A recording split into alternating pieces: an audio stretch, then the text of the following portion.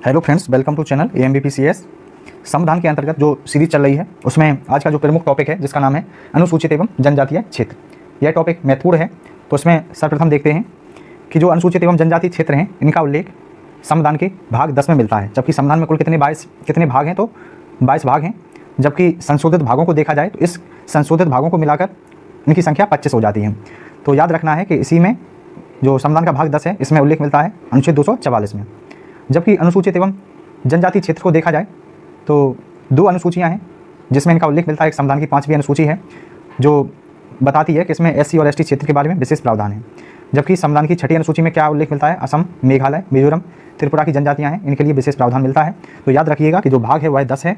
जबकि दो अनुसूचियाँ हैं, एक तो 5वीं अनुसूची है और जबकि 6ठी अनुसूची में भी इनका उल्लेख मिलता है।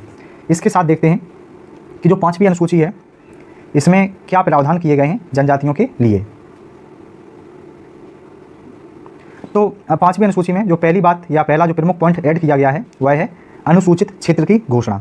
तो राष्ट्रपति किसी भी क्षेत्र में अनुसूचित क्षेत्र को घोषित कर सकता है। तो याद रखिएगा, वेरी इंपॉर्टेंट पॉइंट है। कई बार ये PYQ में आया है कि जो राष्ट्रपति है किसी भी क्षेत्र को अनुसूचित क्षेत्र घोषित कर सकता है, लेकिन ऐसा करने से पहले उसे राज्यपाल से परामर्श लेना होगा क्योंकि यह क्षेत्र किसी न किसी राज्य का हिस्सा होगा। जबकि राष्ट्रपति राज्य के राज्यपाल की सलाह पर ऐसे क्षेत्र को रद्द करने का भी आदेश दे सकता है। यानी कि हम ये कह सकते हैं जैसे ही कोई अनुसूचित क्षेत्र है वह विकसित हो जाएगा तथा वहाँ के लोग पूर्ण विकसित हो जाएंगे, तो ऐसी स्थिति में राज्यपाल के परामर्श पर राष्ट्रपति उस क्षेत्र को रद्द भी कर सकता है। इसके बाद दूसरा प्रमुख टॉपिक है इसी में प्रमुख रिपोर्ट। तो राज्यपाल प्रति वर्ष जनजातियों के संबंध में एक रिपोर्ट सौंपेगा। यानी कि जो ये अनुसूचित क्षेत्र होंगे इनके संबंध में जो राज्यपाल है वह राष्ट्रपति को प्रति वर्ष एक रिपोर्ट सौंपता है, जिससे राष्ट्रपति को पता चलता है कि कौन सी जनजातियाँ हैं, कितनी समृद्ध हो पाई हैं या क्या कदम उठाए जा सकते हैं। इसके बाद ही 5वीं जो अनुसूची है इसमें नेक्स्ट पॉइंट ऐड किया गया है जनजातीय सलाहकार परिषद। तो जनजातीय सलाहकार परिषद का क्या योगदान होता है, जो भी ये क्षेत्र होते हैं जहाँ जनजातियाँ निवास करती हैं, इसमें इसी के उत्थान के लिए जनजातीय सलाहकार परिषद बनाया गया जिसमें कुल 20 सदस्य होते हैं, जिनके अंतर्गत अनुसूचित क्षेत्र में हो या जनजातीय सलाहकार परिषद का गठन किया जाता है। मतलब हम ये कह सकते हैं कि अनुसूचित क्षेत्र जहाँ है वहाँ पर जनजातीय सलाहकार परिषद का गठन किया जाता है। इसके साथ ही अनुसूचित क्षेत्र में लागू विधि, यानी कि जैसे मानिए संसद या राज्य विधानमंडल का कोई कानून पारित होता है तो ये जो अनुसूचित क्षेत्र होते हैं यहाँ राज्यपाल की अनुमति के बाद ही संसद या राज्य विधानमंडल का कोई कानून राज्यपाल की अनुमति के बाद ही चाहे वह लागू करे या लागू नहीं करे या जनजातीय सलाहकार परिषद के माध्यम से लागू कर सकता है कौन, राज्यपाल। तो याद रखिएगा जो अनुसूचित क्षेत्र में जो लागू विधि होती है उसमें मुख्य योगदान होता है राज्यपाल का। अगर वह चाहे तो कानून को लागू कर सकता है या नहीं कर सकता है, या वह जनजातीय सलाहकार परिषद से परामर्श कर सकता है। इसके साथ ही जनजातियों के कल्याण के लिए 1960 में आयोग का गठन किया गया था जिसके अध्यक्ष थे UN धेवर 10 वर्ष के लिए। इसके बाद 2002 में क्या हुआ कि दूसरा आयोग का गठन किया गया जिसके अध्यक्ष कौन थे, दिलीप सिंह भूरिया। इसके बाद देखते हैं संविधान की 6ठी अनुसूची। 5वीं अनुसूची में जितने मुख्य पॉइंट थे उनको कवर कर लिया गया है।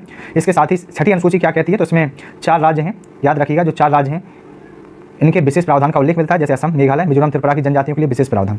अब हमें एक बात यहाँ से यह समझना है कि भारत में तो 28 स्टेट हैं। तो जब ये 28 जो स्टेट हैं तो इन्हीं में 4 राज्यों के लिए ही विशेष प्रावधान क्यों हैं, क्योंकि जनजातियाँ तो कई राज्यों में निवास करती हैं। तो इसके लिए ये प्रावधान जो 4 राज्यों के लिए किए गए हैं इसके लिए इसके विशेष कारण हैं। सर्वप्रथम याद रखना है कि जो यहाँ की जनजातियाँ हैं वो आज भी जंगलों में निवास करती हैं, जबकि अन्य राज्यों में देखा जाए तो जनजातियाँ समृद्ध हो चुकी हैं, एजुकेशन का उनका स्तर बढ़ चुका है।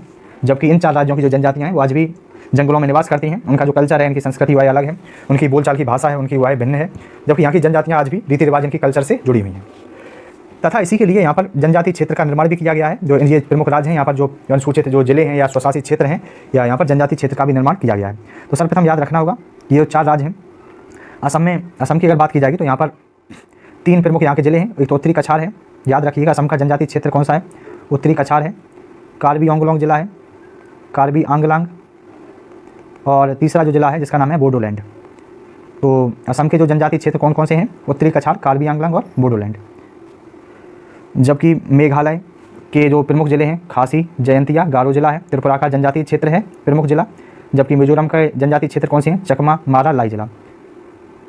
यह लेक्चर कंप्लीट कर लिया गया है। अगर लेक्चर पसंद आता है तो चैनल को सब्सक्राइब करें।